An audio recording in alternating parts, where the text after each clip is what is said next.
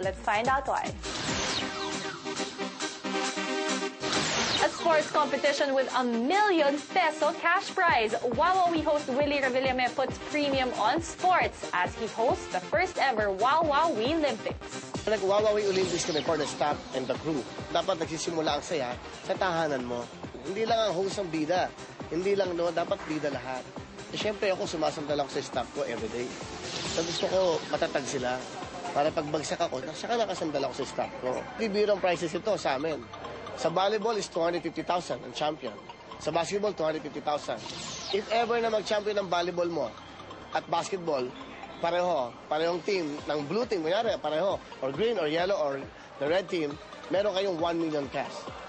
Yun ang binigay ko sa kanila para may incentive. Kaya lahat ng ito, nagpa-practice. Halos pero hindi pinababayaan ng programa. Yun ang importante. Willie also takes his sports vision further by organizing the Kapamilya All-Star Tournament this coming Saturday, June 13.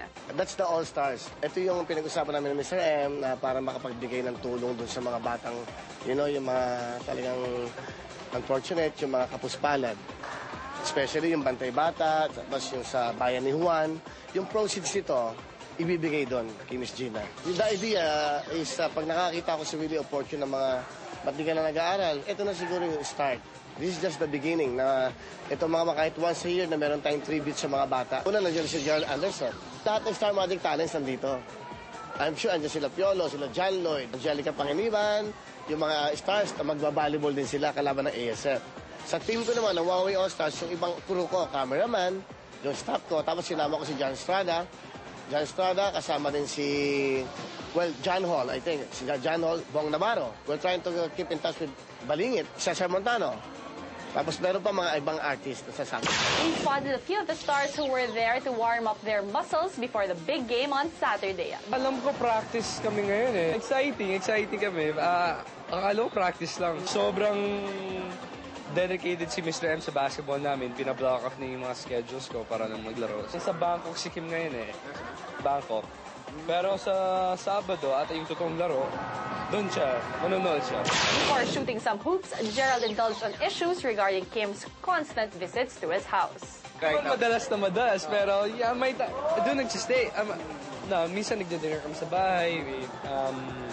Nanonood kami ng tayong dalawa. Mostly that, kasi wala kasi akong pamilya dito sa kasama ko sa bahay. So, bali siya yung kasama ko lagi. Araw-araw ko kasama si Kim, di ba? So, kasama ko siya lagi and kasama ko siya sa, minsan, pag may time kami, pumunta siya sa bahay namin to have dinner and yun, just to hang out. Alam naman ng lahat na napaka-special si Kim para sa akin. So, it's very, kumbaga, special para sa akin na she takes time para pumunta sa bahay. May binigay siya pero something small lang. Parang flower base. May binigay siya sa akin na fruit base pala. Ayokong bigay siya na bigay sa akin kasi parang hindi naman niya kailangan gawin yan. Nakakatuwa that she really cares for me. Another angelic face signing up to be Star Cinema baby. 2 years contract with Star Cinema. Yung isa doon, ginagawa ko na ngayon, yung movie with Derek and Gabby. Director namin si Derek Luis. Tapos, yung susunod kong gagawin, sana matuloy.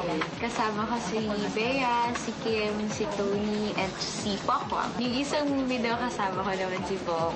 Angelica lets us in on her experiences working for the big screen with her boyfriend, Derek Ramsey. Sa mga first shooting days, medyo magkakailangan kami. Siyempre, boyfriend mo, di ba?